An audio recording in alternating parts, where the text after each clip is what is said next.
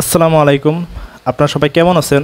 তো আপনারা হয়তো ফেসবুকে এই নিউজটা দেখেছেন যে এইচএসসি ও সমমান পরীক্ষায় উত্তীর্ণদের মান আন্তর্জাতিক পর্যায়ে সপ্তম শ্রেণীর সমান। এইচএসসি তার মানে এইচএসসিতে যারা পাশ করছে বাংলাদেশে তাদের মান বা তারা যতটুকু শিখলো সেটা আন্তর্জাতিক লেভেলে একটা 7 ক্লাস শিক্ষার্থীর সমান। এটা হচ্ছে পোস্ট করা হয়েছে দ্য ডেইলি ক্যাম্পাসে। তো আমরা এটা নিয়ে একটু আলোচনা করব যে এই জিনিসটা আসলে ব্যাপারটা কেমন বা এটা জিনিসটা কি আসলে, ঠিক আছে? তো আমরা প্রথমে চ্যাট জিপিটির কাছে চলে যাই। তো চ্যাট জিপিটির কাছে যদি আমরা যাই, চ্যাট জিপিটিরকে আমি কিছু লিখে দেখছিলাম যে সে আসলে কি রিপ্লাই দেয়। তো চ্যাট জিপিটিতে প্রথমে আমি যেটা লিখেছিলাম যে বাংলাদেশে কেউ যদি এইচএসসি পাস করে সেক্ষেত্রে ইন্টারন্যাশনাল গ্রেড হিসাবে সে কোন ক্লাস পাস করবে ধরা যেতে পারে। তো চ্যাট জিপিটি আমাকে কি রিপ্লাই দিয়েছে দেখুন, যে বাংলাদেশের এইচএসসি ক্লাস 12 পাস আছে, ইন্টারন্যাশনাল ইউএসএ গ্রেড 12 ধরা যেতে পারে, ঠিক আছে। তারপরে আমি তাকে আরও একটু ডিটেলস প্রম্পট দিয়েছি। কি লিখেছি যে ডিফারেন্সিয়েশন, ইন্টিগ্রেশন, যৌবযোগ, তারপরে নিউটনিয়ান বলবিদ্যা ইত্যাদি এইচএসসি পাস স্টুডেন্ট পড়ে।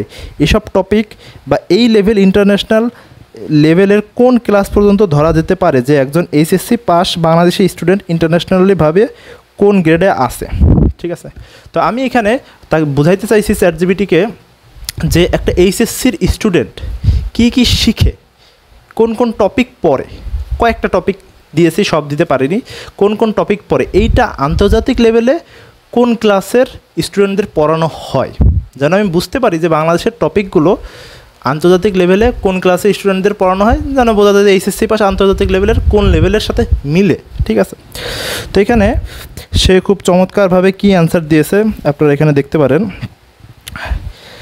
যে একজন এইচএসসি পাস করা ছাত্রকে আন্তর্জাতিক মানদণ্ডে grade 12 completion USA A level pass এগুলো ধরা হয়, ঠিক আছে। তো এই জিনিসগুলো আপনারাও চ্যাট জিপিটিতে যা সার্চ দিতে পারেন, দিয়ে দেখতে পারেন যে আসলেই কি, ঠিক আছে। তারপরে আমি USA 12 grade physics, chemistry, math কী কী টপিক পড়ানো হয় তার একটা লিস্ট চাইছি। ইউএসএকে আমি ধরলাম আর কি, যে কী কী টপিক পড়ানো হয় ফিজিক্স, কেমিস্ট্রি, ম্যাথের। তো এখানে দিছে কী কী দেখেন, যে নিউটনিয়ান বলবিদ্যার কী কী, নিউটনের law of motion, friction, work, energy, power, ঠিক আছে। তারপরে যে ইলেকট্রিসিটির কী কী আছে, ওয়েভের আছে, মডার্ন ফিজিক্সের আছে, 12 গ্রেড কেমিস্ট্রির পিরিয়ডিক টেবিল, ইলেকট্রন কনফিগারেশন, অনেক কিছুই আছে। তো এইগুলো আপনারাও একটু সার্চ দিয়ে দেখতে পারেন যে এইগুলো আসলে আমাদের 12 ক্লাসের সাথে কিন্তু অনেক মিলে যায়। তো এখন এইগুলো দিয়ে আমি কি বোঝাতে যাচ্ছি, তো প্রথম পয়েন্ট আমাদের আগে বুঝতে হবে যে আমাদের যে 12 ক্লাসের সাথে আমরা 7 ক্লাসের তুলনা করলাম, এটা কীভাবে সম্ভব হতে পারে, এটা কি আসলে সম্ভব হতে পারে? একজন 12 ক্লাস পাশ করা স্টুডেন্ট সে কত কঠিন জিনিস পড়ে, তাই না? নিউটনিয়ান বলবিদ্যা পড়ে, ফিজিক্সের অনেক কঠিন অধ্যায়গুলো কিন্তু পড়ে, ভালো মতো পড়া হয়, এখানে অনেক কঠিন জিনিস আছে, ঠিক আছে। তারপরে ম্যাথের ডিফারেন্সিয়েশন,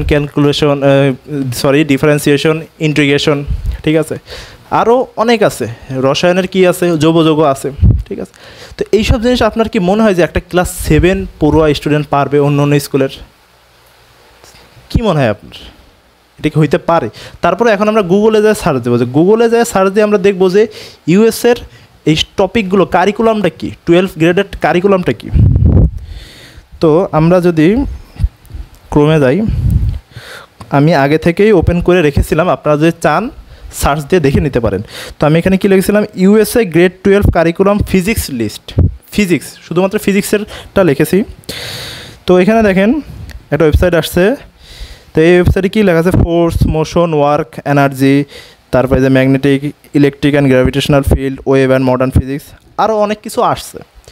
তো একটা টপিক কতক্ষণ পর্যন্ত আমার গভীরভাবে পর্যালোচনা করা উচিত ওই টপিকের আন্ডারে কথা বলার জন্য, আমি এতটুকু সার্চ দিয়েই আমি বুঝতে পারছি যে এই টপিকটা নিয়ে এইগুলো দেখলেই বা একটা মানুষ চিন্তা করলেই বুঝতে পারবে যে কোনোভাবেই এইচএসসির লেভেলের স্টুডেন্ট ইন্টারন্যাশনালভাবে 7 হইতে পারে না।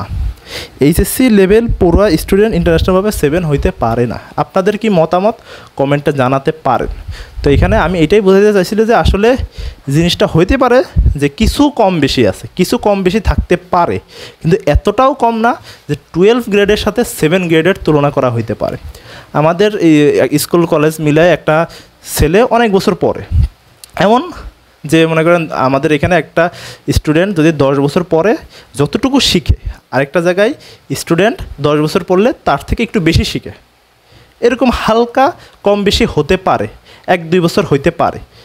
কিন্তু তার মানে শিক্ষা যতটুকু শিখছে তার মানে এই না যে 12-এর সাথে 7-এর মিল আছে। কারণ আপনারা নিজেরাই দেখুন, যদি 12 গ্রেডের সাথে 7 গ্রেডের মিল থাকে বা 7-এর স্টুডেন্ট যদি 12-এর এগুলো পারে, তাহলে সেক্ষেত্রে কি বাংলাদেশে 12 পড়েই কি 12 গ্রেডের এইগুলো পড়েই অনেকে কিন্তু বাহিরের দেশের ইউনিভার্সিটিতে কি করে পড়াশোনা করতে যায়। তাহলে কি বাইরের দেশের স্টুডেন্ট, বাইরের দেশের একটা বিশ্ববিদ্যালয় বাংলাদেশ থেকে একটা মানুষ নিবে যার মেধা 7-এর সমান, তাহলে কি সে নিবে?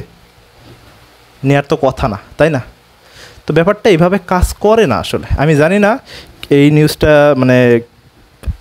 যাই হোক, তো আশা করি আপনারা সবাই বুঝতে পারছেন। আমি জাস্ট এটা একটু চিন্তা খোরাকের জন্য আপনাদের এই জিনিসগুলো বললাম, যেটা আসলে হইতে পারে না যে ইন্টারের যেই কঠিন কঠিন টপিকগুলো আছে, হইতে পারে কম বেশি আমাদের শেখানো হয় বা কিছু খুব একটা গভীরে পড়ানো হয় না, ঠিক আছে, একটু কম বেশি হইতেই পারে, ঠিক আছে, কিন্তু তার মানে এইটা না যে 12 গ্রেডের সাথে 7 গ্রেডের তুলনা করা হয়েছে।